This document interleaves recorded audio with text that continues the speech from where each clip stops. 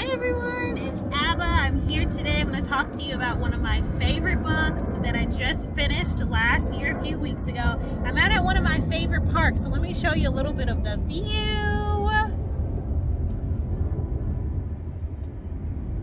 Look at that. Isn't that beautiful? This is one of my favorite places to come to read.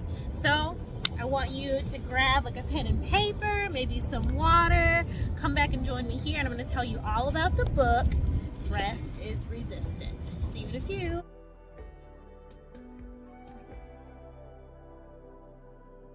Okay everyone, so this is the book of the month. This is the book that I'm going to be talking about for the most part for January. One of the books I'll be talking about. It's called Rest is Resistance. It's by Tricia Yearsey. It is an amazing book. So if you've heard of this woman before, she is the creator of the NAP Ministry.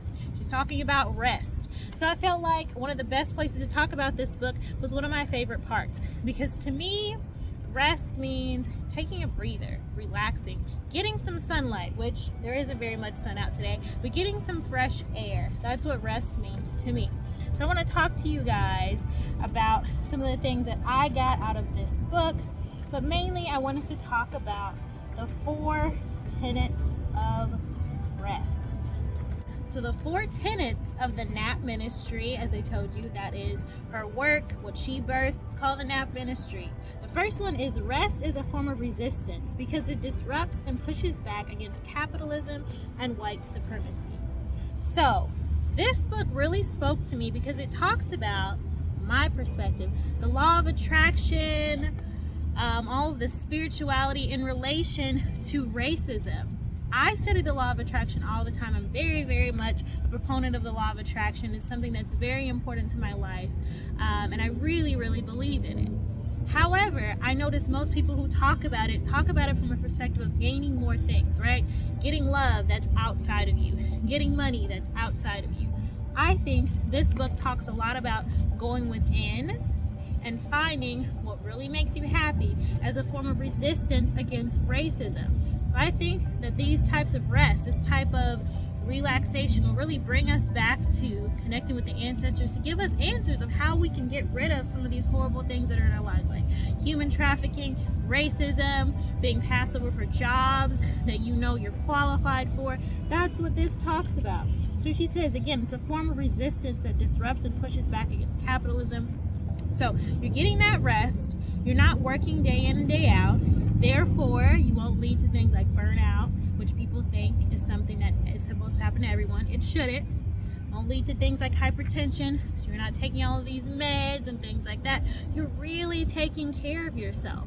And that does push back against the agenda, right, of capitalism, because then you're not spending all of this money on medications. You're not spending all of this money on going to doctors for taking care of you. You're going just for maintenance. You're going to see how, you can incorporate more self-care into your life. You're going to those holistic practitioners. You're going to meditation sessions. You're resting. You're living. To me, she describes rest as just a way of life, not as a way to come back and to get more energy to do more things, but as a way to completely live your life. Live your life in a form of rest. Okay, so that was the first one.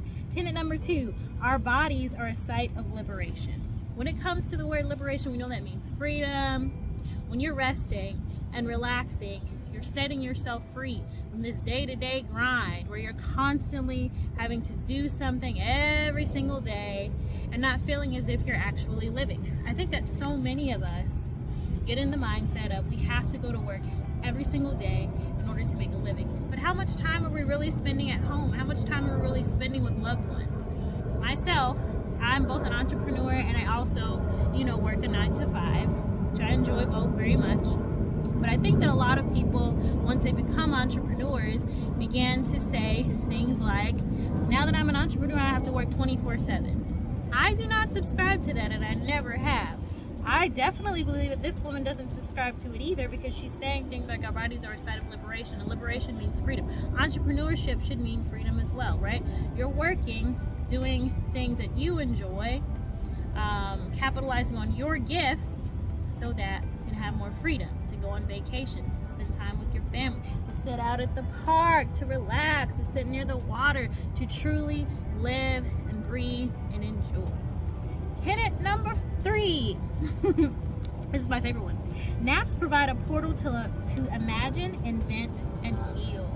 Yes. So a lot of times we think about napping as just a way to like get rid of a headache or get over a super long all-nighter that we pulled. No, naps are something that you should be incorporating into your life all the time, according to this book. And it isn't just napping for the sake of, getting up to do more things. It's napping to, she says, invent, imagine, and heal. So let's talk about that. Imagination. When you're imagining things, you may currently have a business. You're imagining, you're pulling in the fantasy of, okay, well, at this point, I only have these many clients that I service, about 5 of them. But I imagine myself servicing more of them. How can I bring more people into my business? How can I bring more people into my life who are interested in what I'm doing? You're imagining different ways that you can service those people and not burn out, not do extra work. That's imagination. Everything around us was someone's imagination at one point.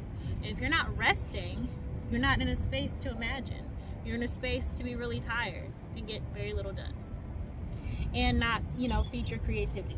Inventions, of course, that goes back to imagination. Whenever we're imagining things, people who imagine things at one point, the light bulb, someone imagined the idea, and now it is an invention. It's a thing. It's something we see in real time. The law of attraction uses imagination a lot. That's where the visualization comes from, right? So in order to visualize, you're closing your eyes, you're pulling in all of your senses, you're feeling how it'll feel to have this much money. You're thinking about what it'll look like to be in your wedding dress on your wedding day. You're imagining the taste of the cake that you're going to bake once you get this license to start selling cakes to people. Whatever it is, you're getting into that imagination, visualization standpoint, and this book really talks about that. It goes into more depth than any law of attraction book that I've ever imagined, and I don't think that's necessarily what this book was intended to do, but that's how I'm seeing it. Okay? Number 4. Our dream space has been stolen and we want it back. We will reclaim it via rest. This one's really deep too, because when it talks about the dream space, to me, that's talking about our imaginations. And it goes deeper into how so many things I think are a form of hypnosis. When we look at commercials and certain people who are presented on commercials look a certain way, it makes us think that we have to look that certain way, that we have to be the certain body type, a certain skin tone. We have to have a certain sound to our voice. We have to be a certain height. All of these things, right? That goes into your subconscious mind. So when she says our dream space has been stolen, to me that means we've been hacked, basically. Like our minds have been taken over and we've been convinced to think a certain way that we normally wouldn't think. That's how I took it. You got to read the book for yourself to determine how you're going to take it, but that's how I think she is speaking about. Okay, so number 4, our dream space has been stolen and we want it back. We will reclaim it via rest. So again, she talks about how rest is important to reclaiming that imagination, to reclaiming what is rightfully ours, that happiness state, that joy state. I think that so many of us, because of the oppression that we experience, really identify with it and we kind of think that it's the only way to be. This book really opens up the idea that we're creating our own realities by resting. You're resting, you're dreaming about things that you like to do. Things are coming back into your mind now that you've rested and you're like, oh yes, that's correct. That's what I was gonna do. I said that I was gonna be exercising a lot more. I said that by the end of the year, I would be going back to Jamaica. Or I said that I was going to be starting a new dance class. Or I said that I was going to be joining someone else's dance class. Or I said that I was gonna be meditating regularly. These things begin to come back into your mind when you rest, because you're rested and that stress is being alleviated from the rest. She said, this rest message is a message of power over oppression. Isn't that so deep? Power over oppression. Rest is balm. We will rest. Balm, not bomb. Balm, B-A-L-M, right? Rest is a balm. So in other words, it's curative, right? Helping us out. It's getting rid of that anxiety, that depression, that chronic pain that so many of us deal with on a regular basis and maybe taking medications, right? Not on my doctor hat right now. I don't have it on right now, but I'm just saying it's going deep. It's going into that. All right, here, this is one of the deepest things. I love a deep book. I love a book that really makes me think. The thing is, and I've talked about this a lot, I am obsessed with romance novels. I love romance novels. I could read through them like that. This book is obviously not a romance novel. It's a nonfiction manifesto that I read through in a few days because it spoke to me that much. And I was really excited to speak about it with my book club, to be able to speak about it with a friend. It's a really, really amazing book. And I can say that it changed my life because over this break, right, I'm a teacher, so I'm on break from school, I was able to read through this book and incorporate a lot more rest into my life and make it a daily practice. So when I get someplace, rather than hopping out of the car because I'm late, I'm gonna sit, take a few deep breaths. That's going to be rest. I'm gonna sit, maybe I'll listen to a 5-minute meditation before I head home. So when I get on that road, I'm not as crazy as usual. I'm resting. 5 minutes, 10 minutes here. It really makes a difference. Being intentional about your rest. And that means just kind of sitting, if you're outside, taking in the sights around you, all of the sounds, checking into your 5 senses. So this next statement that came to me is, if we are not tapped into the truth of our divinity, there is a possibility of continued brainwashing. And that goes back into the idea of the dream space being taken away, right? Because brainwashing means your ideas are not your own. Someone else is giving you these ideas based on what they think is correct. Hi. And you're taking those in rather than keeping your own ideas to yourself, right? So you're being trained to think something completely different. That happens all the time in this society, sadly. And at what point are we going to stand up and say it's not okay anymore? At what point are we going to say, like, I've had enough and I'm going to heal from all of this and I'm going to decide what I think for myself? At what point, guys? I think it's time now. That's what Trisha Hersey is saying. She's saying it's time now. Put down, whatever else you're using to try and heal yourself. Pick up your pillow and lay down on it. Take a nap. It's so funny because she starts this book by saying, I hope you're laying down while you're reading this book. And I was like, I certainly am. She was speaking to me because I'd be laying down when I'm reading. Okay, so that was this book. I truly enjoyed it. I really think you should pick up a copy. Check out the description box below. It'll give you the link to where you can find a copy of this book. Support this author. She really talks about going to the library to get the book as well. If that's your thing, go to the library to get the book.